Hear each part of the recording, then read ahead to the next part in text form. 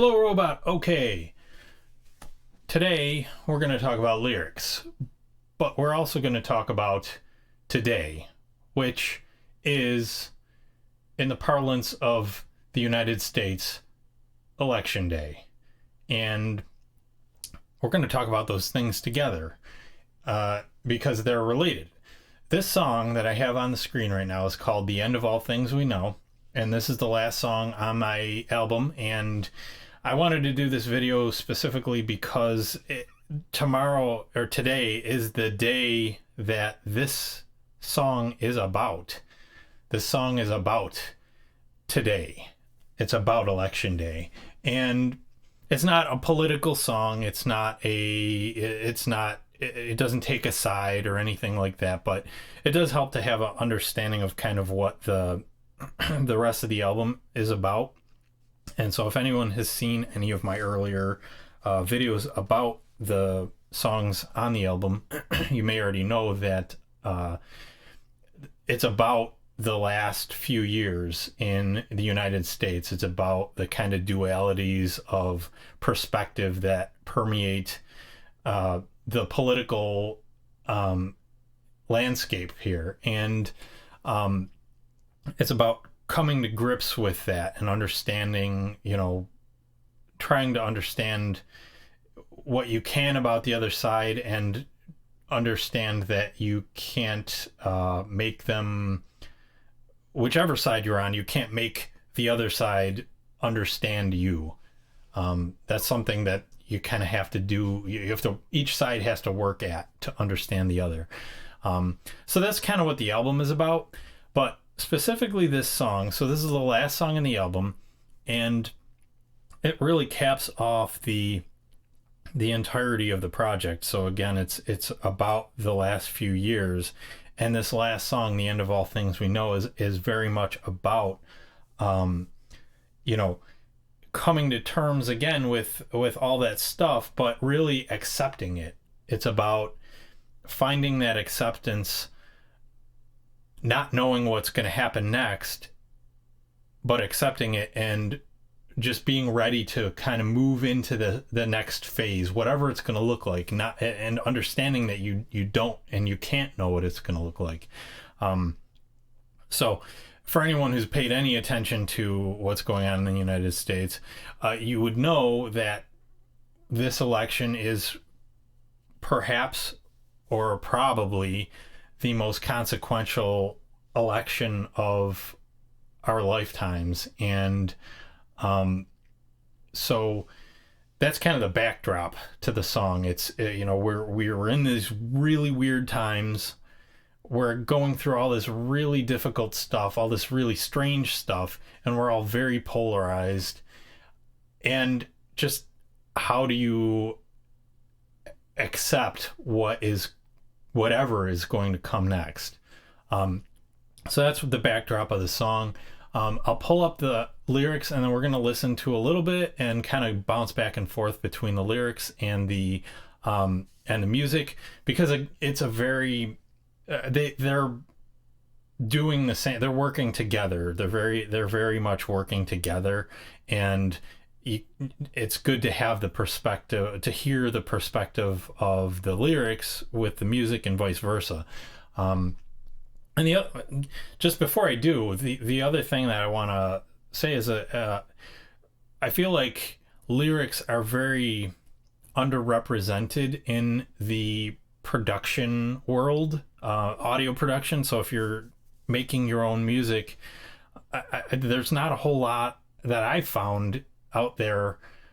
There's not a whole lot of videos about how do you write lyrics, what works, what doesn't, that kind of thing. So I'm going to kind of go through this one. This is going to be very much kind of like just trying to walk through some of the lyrical choices that I made along the way, but I'll probably be doing more videos on lyrics with my other songs, of course, and just try and convey some of the things to keep in mind when you're doing lyrics. So if you're writing music And like I said this in one of my earlier videos, we're doing all this stuff. We're not just doing like the music.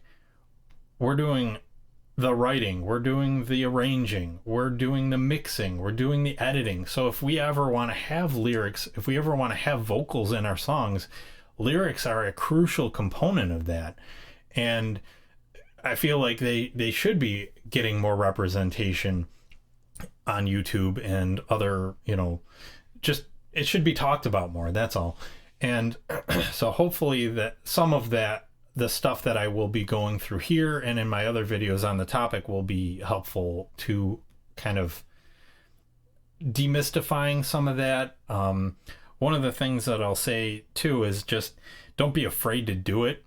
Like writing lyrics, it's not easy. I'm not gonna lie. It's hard to do, and writing them well is very difficult. And I even on this album, there are lyrics here that I'm even a couple months later, I'm thinking, wow, I wish I had used different lyrics there. So they're difficult. They're difficult emotionally to put out there because you're really kind of showing a side of you that you can't cover up with just music. It's, if you're just doing, instrumental music, it's, the instrumentals are what they are, right? Like there's not interpretation involved in terms of meaning and that kind of thing. So you're really putting yourself out there when you're writing lyrics, and then there's the whole performance aspect of it too. That's very, it's nerve-wracking, right? Especially if you're not used to singing, you don't do that very often. It's a difficult thing to put yourself out there in that way. But it's not that bad. Like once you do it and you push through those kinds of like hesitancies that you might have around writing lyrics and making music, it comes down to the same processes that you do in your music. It's going to come down to identifying the things that you're happy with, keeping those and refining them, identifying the things that you're not happy with and either eliminating them or revising them to the point where you are happy with them. It's just that same iterative process that you're going through with your music already, but you just have to do it in a different environment that you're normally working in. You're not working with notes. I mean, you're still working with notes when you write your melodies and harmonies and stuff like that, but really, I mean, lyrically you're just talking about it's a very different thing. You're not really as concerned with the notes in that regard. So without all that talking said, let's I'll play a little bit of this and we will get started. So the verses in this song don't have any vocals in them. They're just they just have kind of a solo Wurlitzer piano thing going on. So I'll just play a touch of that.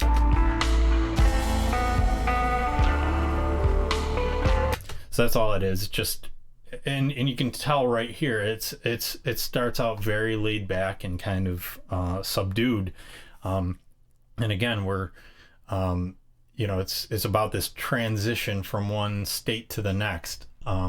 So we'll listen to the pre-chorus. That's where the vocals first come in.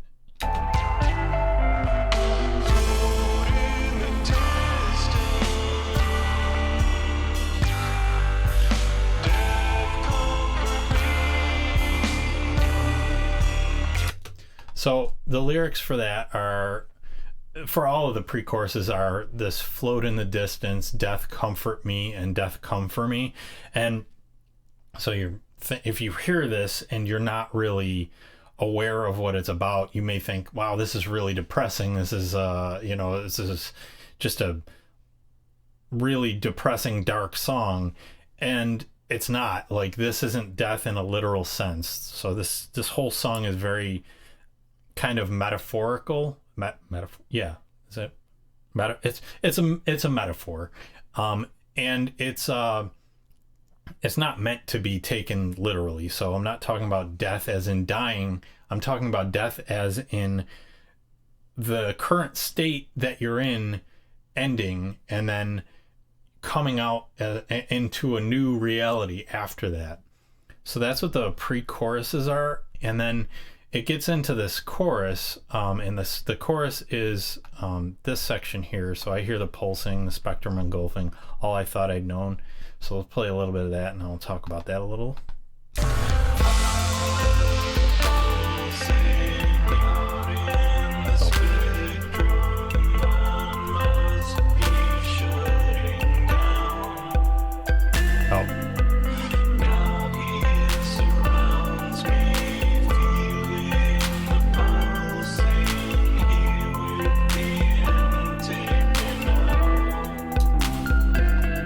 So it's actually slightly different than what I have here, but the basic, the lyrics are basically the same in the choruses. It's the same general idea. So about this pulsing, the spectrum, engulfing. It's kind of meant to feel very, not claustrophobic, but like even the mix, you can hear the vocals are kind of pulled back, and the music is very, even though it's sparse, it's still very, it kind of envelops the vocal. It's meant to feel that way. It's meant to feel like you're being engulfed by this change that's about to happen. And so as far as the imagery here, the pulsing, the spectrum engulfing, that is, I couldn't really think of a good kind of imagery when I was writing this that spoke to me like in a more literal sense. So I kind of had this idea that like you're just kind of out in space with all this space like surrounding you, and that's kind of the vibe of the song, and you're just being engulfed by this, and you're just letting your reality fade away, completely surrounded by nothingness, and that's kind of where you're going to, and that I pulled that from this Float in the Starlight, and then I it's kind of a same kind of idea, the same kind of vibe, and so why did I do that? Like, why didn't I spend more time and come up with a more literal kind of way of looking at this figurative death? Really, it comes down to an aesthetic choice. So a lot of time when I'm writing lyrics for a song, what I'll do is I'll be listening to the music. I'll have the music usually done long in advance of ever adding any vocals to it, and along the way I've kind of usually got some kind of melody in my head or some idea of where I want to take it from a melodic standpoint. And a lot of times when I'm doing that, if I have like a melody that pops into my head, in addition to that, words will kind of form in my head. And so this kind of like I am the pulsing, that was something that kind of came to me as I was kind of hearing this melody in my head, as I was listening to the music over months. I would hear like I am the pulsing, and you can actually hear that kind of in the music too. So if you listen, I believe it's in this chorus, but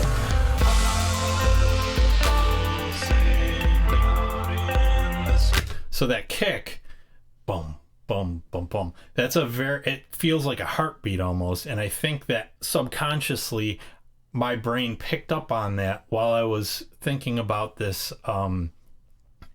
about the lyrics for this, or about the melody for this. And that I am the pulsing came out, I hear the pulsing, this kind of sense of hearing the blood vessels in your ears starting to pulse as you're losing consciousness and that kind of thing. You're going from that one state into another. So that's one of the things that I think is important when writing lyrics, at least from my perspective, and I think it's useful just generally, is to really just go with your gut. When you have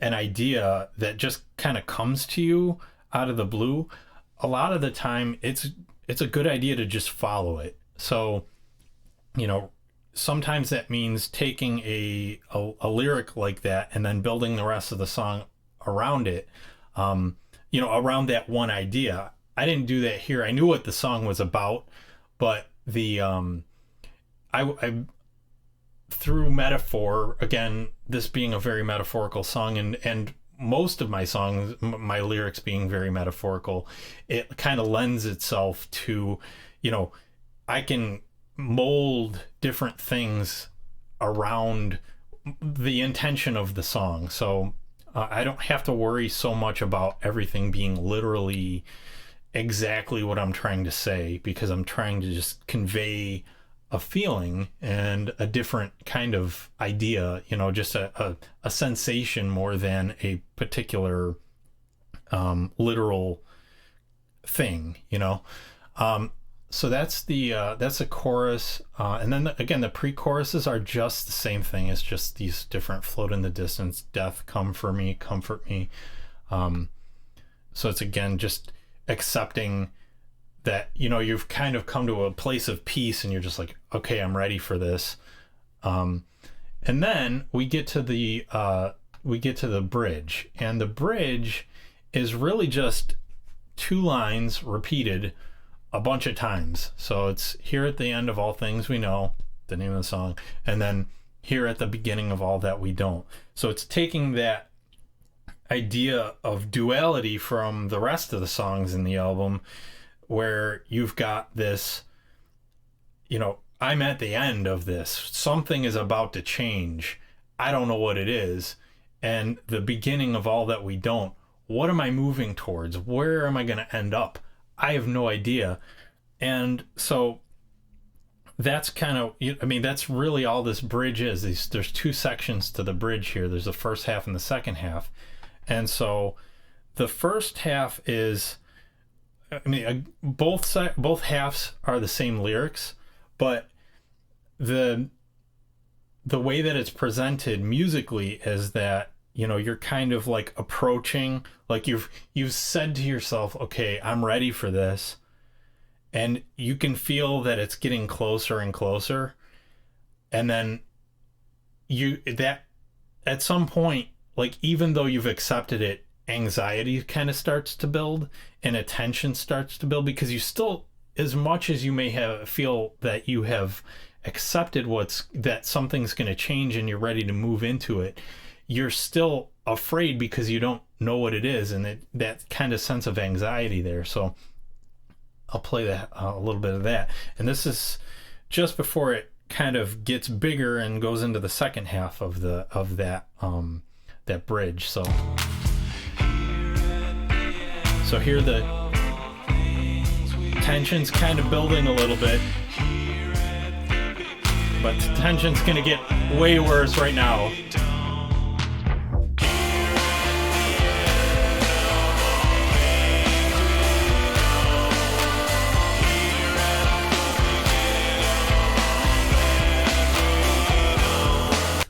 So this is like the maximum point of tension in the song.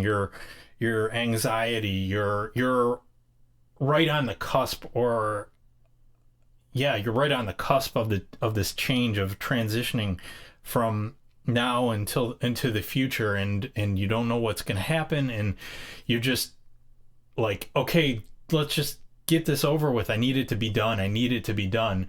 And so it kind of builds there, and then here it goes from that, so it builds and then it just releases back into the chorus, and the chorus is really where you really start this is where the actual change comes in. So I'll listen from this through the end of the song, and I'll kind of talk about what that lyrically means, what it means musically as it's happening, or not as it's happening. I'll talk after, but I'll just play for you.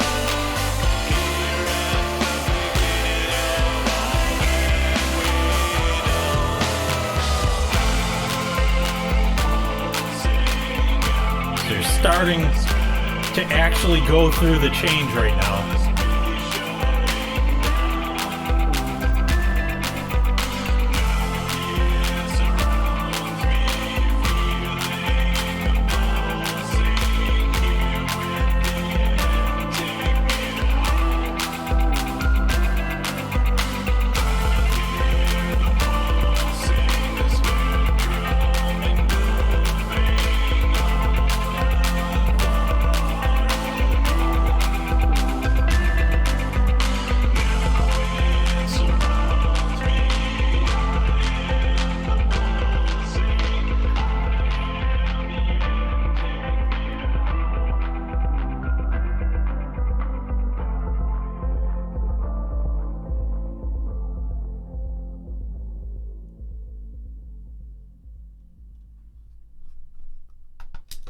So that's the end of the song. So it goes from, here at the end of all things we know, here at the beginning of all that we don't, and then it goes into back into the chorus where you're hearing the pulsing. You're starting to be enveloped by this new reality. You're going through the change. You're going through the metamorphosis, and it starts to filter and get darker and muffled, and that signifies the end of.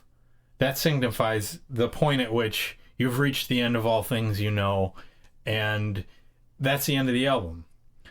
It's done. There's no, because we don't know what's coming next. There was no more music to be had after that point in this album. So, again, this is kind of where I felt the day today, election day, was really just this. That's what this song is about.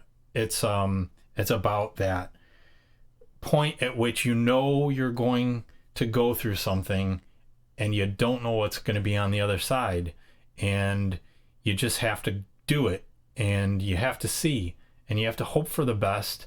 Whatever you want to happen, you have to just hope that it happens.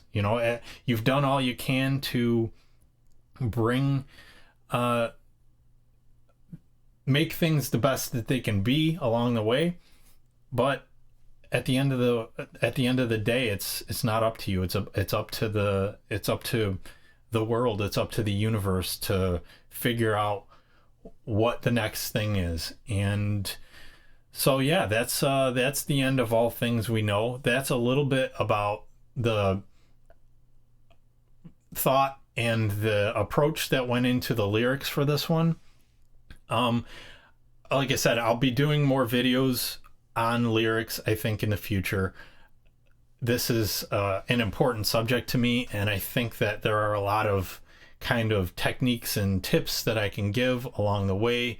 But one of the, hopefully, if you watched this, one of the takeaways from this one is just that it's important to, one, don't be scared of doing it, and two, try and keep your music in line with your lyrical content and vice versa. Just be mindful of that. You don't want to be having a song with lyrics like this that's super poppy and just really happy, unless that's the aesthetic you're going for. But just be mindful of how you're pairing these things together, and try and find ways to incorporate each of the elements, the musical side of things with the lyrical side of things, and vice versa, as you're writing.